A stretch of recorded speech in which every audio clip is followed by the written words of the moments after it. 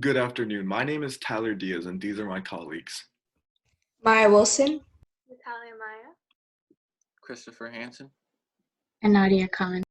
Our group explored the increasing use and measurement of achievement that standardized testing has placed in the public education system in the United States. And it's because of this we must ask the question, to what extent has standardized testing in the United States have negatively affected the performance of 3rd to 12th grade students?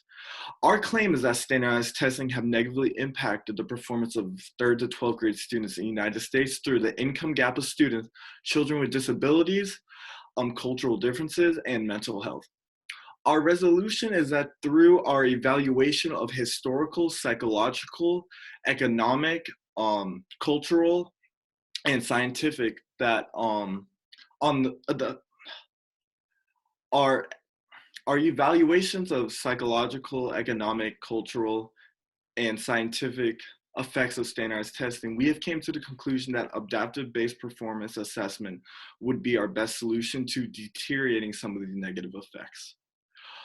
Throughout history, standardized testing has evolved from testing how well kids knew Confucius philosophies and poetry in the 5th century, and this idea globalized throughout the whole entire world.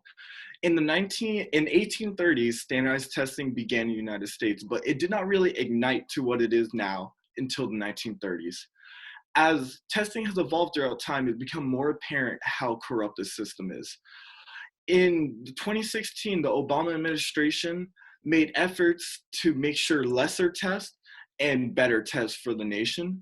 And the former President Obama has stated in 2016 that tests are doing way more harm than good. This is in conversation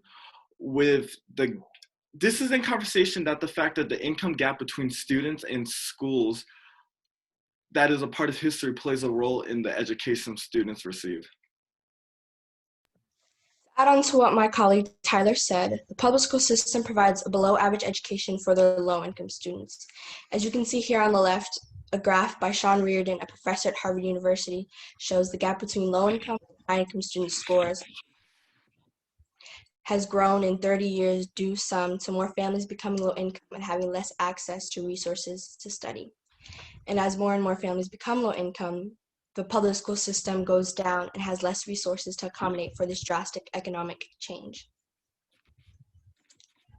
The school system for higher income students is, however, very forgiving and fortunate because these students have access to the best and finest education, teachers, tutors, environment, and materials that their money has to offer them. And many of these students start their education earlier than their low-income peers, and that pushes them miles ahead of them. These students have the best environment at school and at home because their parents have the time and resources to help them further because they don't have to work endlessly to pay for these things like low-income parents. As you can see here on the graph from the Daily Orange, these are SAT prep courses that students can take to better prepare themselves for the SAT. For high-income students, these prices are more than acceptable, but for many low-income students, the cheapest prep course is far too much for them to afford. And because of this, they won't perform as well as their high-income peers on the SAT because they don't have the financial resources to prepare for such an important test and any test that they are required to take. To add on what my colleague Maya said, minority students are vulnerable to obstacles on these standardized tests. Tests can be written culturally biased in favor of the dominant groups in America's education system. Students whose first language is not English are set at a disadvantage. Based on the state testing regulations, some students may not even be able to use any type of translation for the test, setting them to struggle, as it is one thing to learn a new language, but it is another to take a standardized test with their second language. But other lower income students may struggle as well, since they may not attend the best school or struggle to afford special tutors and get provided with special resources. Here on this slide are multiple reasons for how the minority students are negatively impacted on these standardized tests. With schools being poorly funded in lower income communities, which minority students attend, Educational resources are harder to come by, and the content that is being taught may not be expanded upon and taught in with more depth.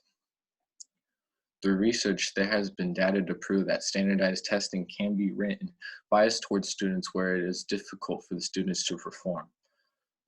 Low-income and minority students are set at a disadvantage because the negative factors that create such a difficult task for them performing well on this test that is ultimately not created for them. To further what my colleague Christopher said, there are time accommodations in place for students with learning disabilities, giving them more time to answer the questions and read over the material on these exams. But this does not change the fact that these students have difficulty comprehending the concepts they are being tested on. Children with disabilities or learning disorders typically have trouble understanding the content that another student may comprehend with ease. Without adjusting the content being taught, children with disabilities may not be able to achieve their desired score. My visual here shows that only 75% of students that struggle with reading skills do not receive help until the 3rd grade, showing how learning disabilities can go easily unnoticed, causing negative side effects for the child's current and future academic performance. Rather than a child's intelligence, as Chris previously stated, non-English speaking students are being tested on their ability to comprehend a language which they may have difficulty understanding and/or speaking, giving them a disadvantage when compared to English speakers. According to Alfie Kahn, very real obstacles such as racism, poverty, fear of crime, inadequate facilities, and language barriers are all written off as mere excuses. The public schooling system has failed to take into account these factors, such as language barriers, in a student's everyday lives that will impact their performance in school and on these examinations, which is also evident on this graph by the Louisiana Department of Education. These students should be allowed extra aid when it comes to these standardized tests, including a translator or even a dictionary, which are not allowed for most statewide and nationwide assessments to this day. This can pose as our alternate solution. To add on to what my colleague Natalia said, while standardized testing provides a comparison for school and student results in terms of academic achievement, these assessments are often tied to important outcomes such as school funding and graduation, which can place undue stress and anxiety on students and can consequently affect their performance.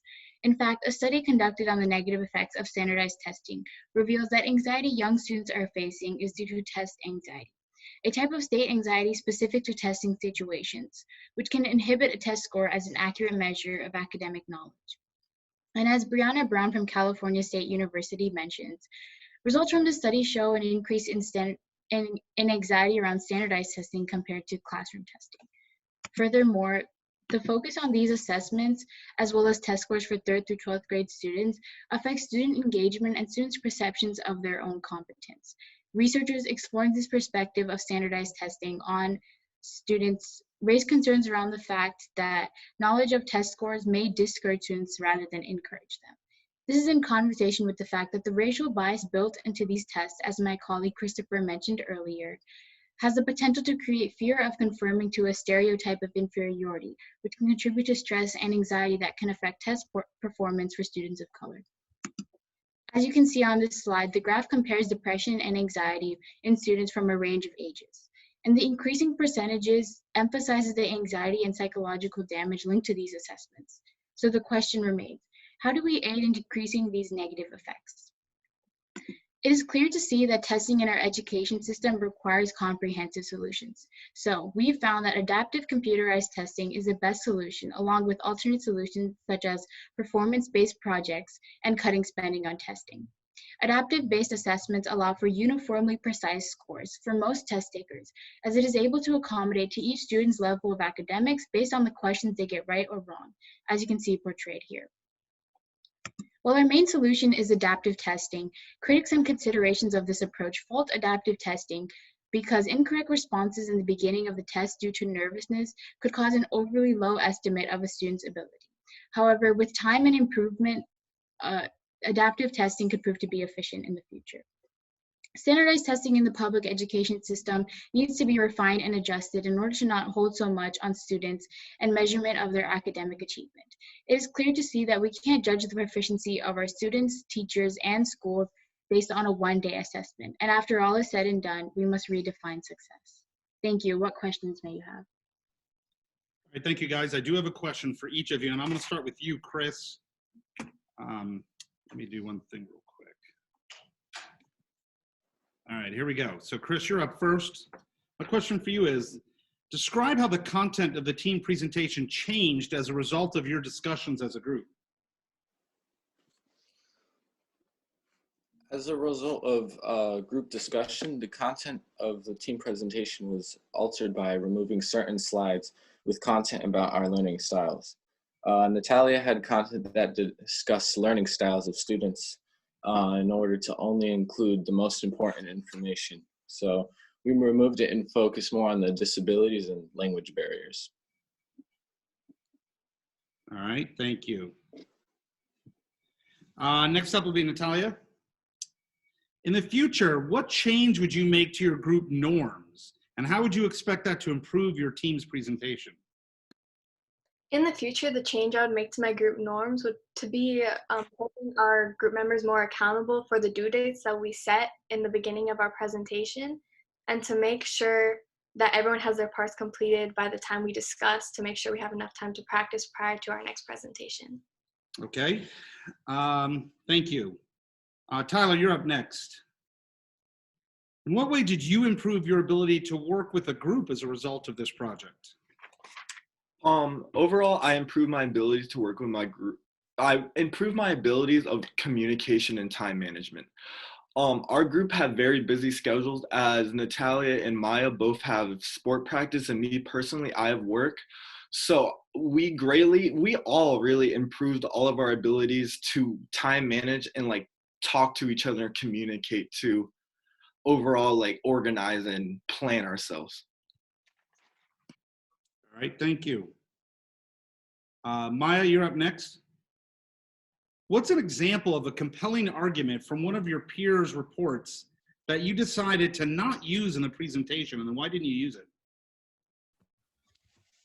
An example of a compelling argument from one of my peers that we decided not to use in our presentation was when we were finalizing our presentation, we all agreed that we should exclude Natalia's portion regarding learning styles, because she covered different learning styles, including visual, hands-on, and auditory, and how not covering all these styles in this classroom could affect performances on exams. But we agreed that the line of reasoning for this claim was not strong enough and was not a necessity in our presentation compared to disabilities and language barriers.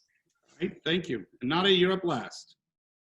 What is the strongest counter argument to the solution that your team identified, and why so?